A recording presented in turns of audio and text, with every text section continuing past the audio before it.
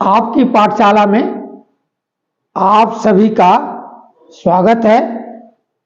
इससे पहले आपने 3 पाठशाला ज्वाइन कर चुके हैं, चौथी पाठशाला आज है। तो आज की पाठशाला में जितने लोग भी दर्शक हैं उन सभी को गुड मॉर्निंग। आपको एक बात यहीं से शुरू करेंगे कि गुड मॉर्निंग आप किसी भी समय बोल सकते हैं। गुड मॉर्निंग का मतलब ये नहीं कि सुबह सुबह कोई मिले तभी गुड मॉर्निंग बोलोगे, दोपहर में, शाम को, रात को भी इवन गुड मॉर्निंग बोल सकते हैं।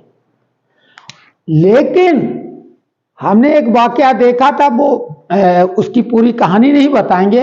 एक सज्जन जो कि हमारे साथ में ही थे और नेतागिरी करते थे, एक व्यक्ति से रात को मुलाकात की करीब 11 बजे और उसको उन्होंने गुड नाइट बोला।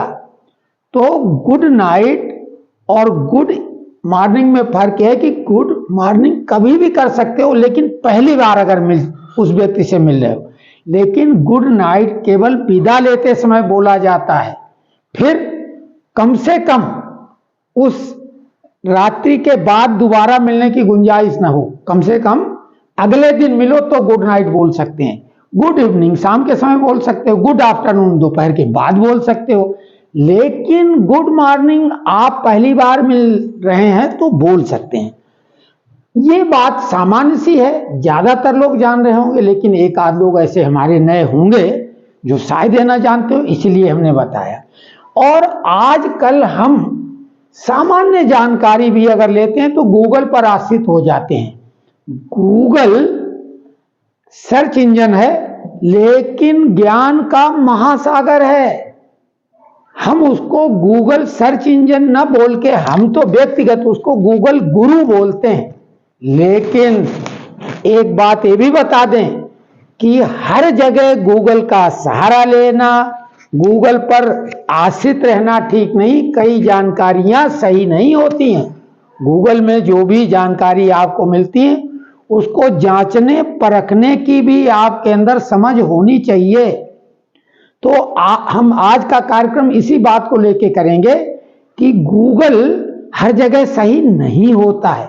हम जो भी पाठशाला के द्वारा जानकारी देंगे वो अपने अनुभव के आधार पर देंगे और बिल्कुल सही देंगे। कहीं भी अगर हमारी दी जानकारी का उपयोग करेंगे तो आपको कहीं पर कोई दिक्कत नहीं होगी, शर्मिंदगी नहीं उठानी पड़ेगी और कुछ ज्ञान में वृद्धि होगी। जिन लोगों को मालूम है उनके लिए ये नहीं है, सभी के लिए है। जो जानकारी जिसको अगर है बहुत अच्छी बात है, लेकिन हम कोशिश करते हैं कि गूगल से हटके बताएं।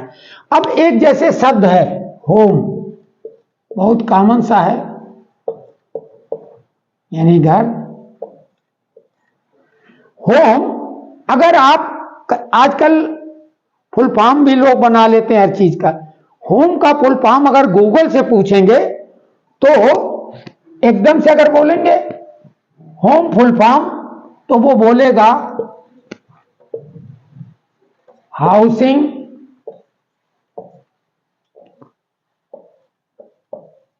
आवर अपॉर्चुनिटी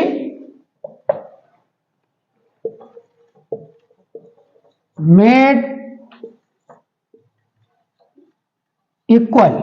अगर आप गूगल से सीधे पूछ लेंगे कि ब्रश का कि होम का फुल फॉर्म बताओगे तो गूगल बताएगा हाउसिंग अपॉर्चुनिटी मेड इक्वल।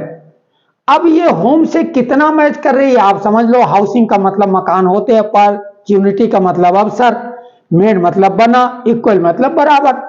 अब ये गूगल का कहना है, ठीक है। हम वो चीज बताएंगे जो गूगल में नहीं है। अब अगर डिटेल में आप उससे जानना चाहेंगे कि कई जानकारियां दोगे तो बताओ कि क्या आपका गूगल क्या बता रहा है, कि होम का फुल फॉर्म क्या बता रहा है। तो आप लोग सुने, देखो कंप्यूटर यानी गूगल क्या बता रहा है। गूगल में सर्च करने पे होम का फुल फॉर्म अलग अलग आ रहे हैं। जैसे कि एक आ रहा है हेल्प आवर मदर अर्थ, बताते जाओ फटाफट। दूसरा आ रहा है हाउसिंग आवर मूव एवरीवेयर, बताते जाओ अगला। House home owning made easy, और क्या बता रहा है? हेल्पिंग अदर्स मीट इटर्निटी, और क्या बता रहा? Home workers organised for more employment, और ये तो होम अलग ही- स्कूलर ऑफरिंग म्यूचुअल एडिफिकेशन, ये भी अलग हो गया। हेल्पिंग अदर मैग्निफाई एजुकेशन, और कुछ? Hornet online for maximising education, और कुछ है? hypermedia object management environment, और? his outreach ministry and evangelism, और कुछ है? house of modification examples, और कुछ बाकी? और हैं कुछ कुछ, homeowner option for Massachusetts elders, homes open for ministry encouragement, home opportunity made equal, history of middle earth, house of many emotions, harness Auckland mill energy, health outcomes medical excellence, hobby on marks everywhere etc etc, बहुत सारे हैं। तो इस type के हैं, लेकिन कोई भी ऐसे नहीं है कि आप खुद संतुष्ट नहीं हो पाएंगे, क्योंकि हर व्यक्ति सामने वाले के उत्तर को अपनी कसौटी पे कसता है और संतुष्टि उसे तभी होगी जब उसे सही लगेगा।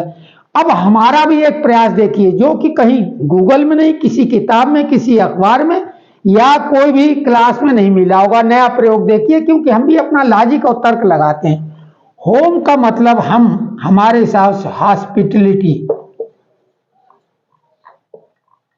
हॉस्पिटलिटी। ओ का मतलब ऑन, ऑन। यम का मतलब मैनेजमेंट,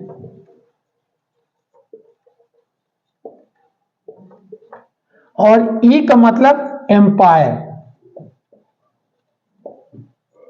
ये हमारी अपना एब्रीविएशन है होम के लिए। आपको यह भी बता दें पहली बात कि हाउस और होम में फर्क क्या है। हाउस और होम, हाउस, हाउस मकान होता है, मकान की कॉलोनी हो सकती, वो सब हाउस हैं, उसमें लोग रहते हैं, आप उनसे कोई का मतलब नहीं है, वो लोग रहते हैं उसमें, मकान में रहते हैं। लेकिन जब कोई व्यक्ति विशेष होता है, वो घर में रहता है, उसका एड्रेस होता है, और जरूरी नहीं कि घर पक्का हो, कच्चा हो, गांव में हो, शहर हो, जंगल हो, इवन टेंट का हो, और कैसा भी हो, खो हो, गुफा हो, कोई पाइप में रहता तो वो उसके लिए घर। घर मतलब आशियाना, नीड़, नशेमन, घरौंदा वगैरह वगैरह, यानी रात में जिसमें आके आदमी विश्राम करता है, सुबह अपने काम के लिए निकलता है और फिर शाम को आके उसी में रहता है। और जरूरी नहीं कि वो उसका अपना हो, किराए का हो सकता है। किसी अगर अपने रिश्तेदार या परिचित के यहां भी आप रह रहे हैं तो फिर वो आपका वही घर है, अगर आपका वो एड्रेस है। तो घर और हाउस में एक तो ये फर्क है। आपने देखा सरकारी कर्मचारियों को एचआरए मिलता है, यानी हाउस रेंट अलाउंस, लेकिन उनको होम रेंट अलाउंस नहीं मिलता है। लेकिन जब उनको एलटीसी मिलती है तो वो होम टाउन की मिलती है। होम का मतलब है जो आपका एड्रेस हो, जो आपसे लिंक करता हो, जो आपके पते के रूप में जाना जाएगा। तो हाउस और होम का तो पहला ये मतलब है कि जो आपका पता है, जहां आप रहते हैं, वो आपके लिए होम है। तमाम लोग शहर में रहते हैं, वो मकान है, वो होम नहीं है। तो हाउस और होम का फर्क तो ये हो गया। अब हम आपको दिखाते हैं, हालांकि हमने मिटा दिया। हॉस्पिटलिटी मतलब मेहमान नवाजी। हॉस्पिटलिटी मतलब जो एच फॉर हॉस्पिटलिटी लिखा था, उसका मतलब मेहमान नवाजी। मेहमान का मतलब होता है कि उसकी सुख सुविधाओं का ध्यान रखा जाए, जो भी हमारा अतिथि के रूप में होता है। अब आप कहेंगे अपने घर में और वो भी अतिथि, तो अतिथि का मतलब घर में एक आदमी तो होता नहीं, तमाम लोग होते हैं। लेकिन जो सुख सुविधाओं का ध्यान जिस तरीके से अतिथि का रखा जाता, तो उस होम में जब आप गए हैं तो कहीं ना कहीं आगंतुक ही हैं, घर में आते जाते हैं। उसके साथ में ओन मतलब निजी, ओन का मतलब स्वयं का, निजी का, खुद का। और यम का मतलब मैनेजमेंट यानी प्रबंधन, और ई का मतलब एम्पायर। एम्पायर मतलब साम्राज्य, यानी मेहमान नवाजी, खुद की, मैनेजमेंट, और ई मतलब एम्पायर। तो हर व्यक्ति अपने घर का राजा होता अपने घर के अंदर का वो साम्राज्य होता है, कोई न कोई उसका मुखिया होता है, जितने भी लोग होते हैं उनमें मैनेजमेंट की जैसी व्यवस्था होती है, जो प्रबंधन किया जाता है। तो हर एक का अपना अपना एक काम होता है, जिम्मेदारी होती है। हर छोटा सदस्य भी होता है, वो भी कुछ उसकी भी ड्यूटी बन जाती है। जैसे बच्चे होते हैं तो कहते हैं पढ़ाई करो तुम, या ऐसा करो, या शैतानी मत करो। तो हर एक का काम बटा होता है, महिलाओं का अलग, पुरुषों का अलग। ये जरूरी नहीं कि महिलाएं खाना ही बनाएं या घर का काम करें, कई जगह महिलाएं भी बाहर जाती। तो होम में सबसे महत्वपूर्ण बाकी तो है मेहमान नवाजी से यहाँ से है कि पूरा खान पान, रहने, उनका सोने का व्यवस्था जैसे आप करते हैं, ऐसे एक दूसरे की मेहमान नवाजी एक दूसरा कोई व्यक्ति आपके घर का ही, परिवार का ही करता है एक दूसरे के लिए। और इसका सबसे महत्वपूर्ण हिस्सा जो है, यहां से बात क्लियर होगी, मैनेजमेंट।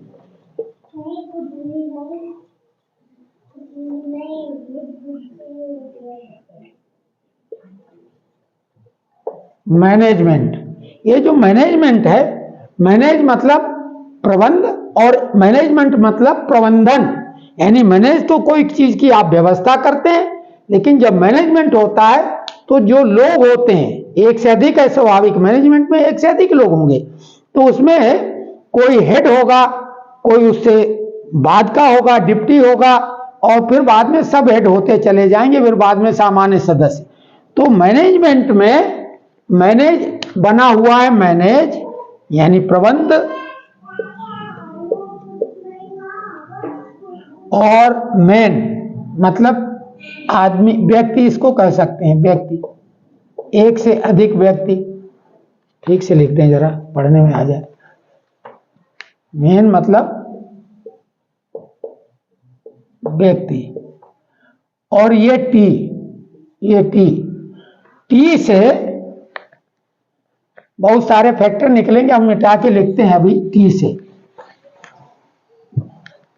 टी मैनेजमेंट क्या है, घर का हो, क्यों घर में भी व्यवस्था करनी पड़ती है आपको तमाम चीजों की, सब लोग मिलजुल के करते हैं।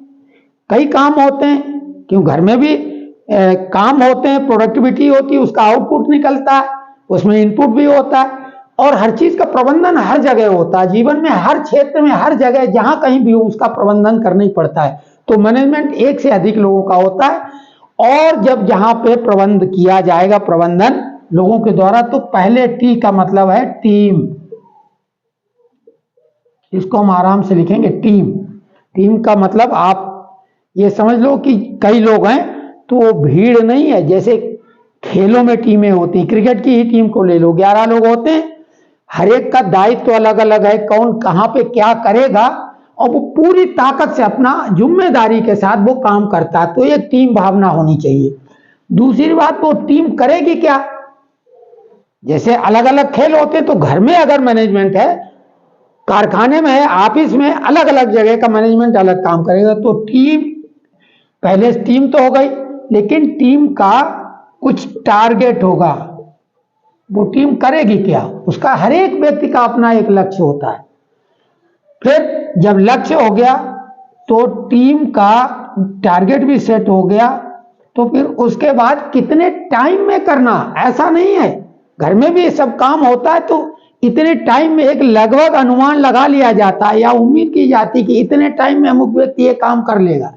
इसके अलावा जब टाइम सेट हो गया आपकी टीम का कि ये टारगेट इतने टाइम में अचीव करेगी, यानी पूरा करेगी, तो उसके बाद में काम करने के लिए कुछ चीजों की भी जरूरत पड़ सकती है। आजकल टेक्नोलॉजी का बड़ा जोर है, मशीनों का, तो इसमें टेक्नोलॉजी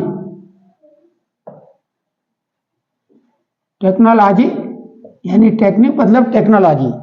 तो टेक्नोलॉजी जब इसमें भाई वैसी बन गई,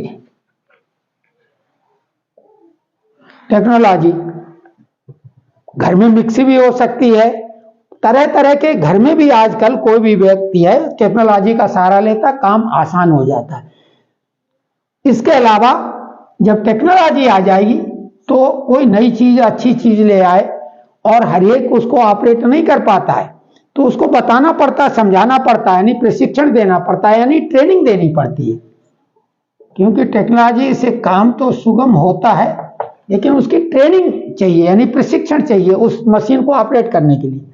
अब ये सब हो गया, इसके बाद आदमी का मूड होता है, घर में भी तरह तरह का माहौल बनता है, कोई आदमी का काम करने का इच्छा नहीं लेकिन उससे आपको कराना भी है।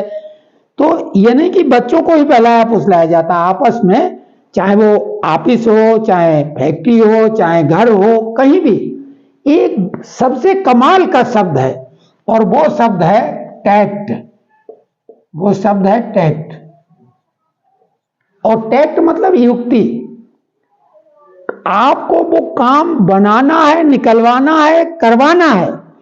अब उसको जैसे भी मनोबल उसका बढ़ाना है, उसको उत्साहित करना, प्रोत्साहित करना, वो आपका तरीका। यहीं से आदमी की समझदारी शुरू होती। कुशल प्रबंधक है वो टैक्टफुली काम निकलवा लेता है। लेकिन इतनी बातों के बाद भी आपने सब कुछ कर लिया और काम नहीं हो रहा मनचाहा, तो एक आखिरी हथियार के रूप में टी से थ्रेट, यानी धमकी। आपने देखा घरों में भी धमकी एक दूसरे को दी जाती है। इमोशनली ब्लैकमेल भी करना है, धमकी में ही में आएगा। बच्चे रोते हैं, वो क्या है, वो भी एक तरह की ये थ्रेट ही है, धमकी है, वो मचल जाता है। बड़े अपने ढंग से डांट लगा देते हैं अपने जूनियर को। लेकिन एक सबसे अच्छी बात ये होनी चाहिए होम में कि चूंकि इसमें भी जब सिस्टम ऐसा बनेगा तो कोई कप्तान होगा, कोई उप कप्तान होगा, कोई सीनियर प्लेयर होगा। तो बड़े और छोटे का भेद अगर घर में रखें तो हर घर में सुख आ जाएगा, जो कि आजकल विलुप्त हो रहा है कि बड़ा अकारण भी छोटे को डांट सकता है और छोटा बड़े को अगर बड़ा कुछ गलत कर भी रहा तो उसको वो घुमा फिरा के बात को भले समझा दे लेकिन उसको वो डांट नहीं सकता। और जहां पे बड़े छोटे का भेद रहेगा, आपस में सामंजस्य रहेगा, वो होम वाकई में जिसको बोलते हैं कि नेस्ट, घोंसला, नीड और नशेमन, नशेमन उर्दू का लफ्ज है।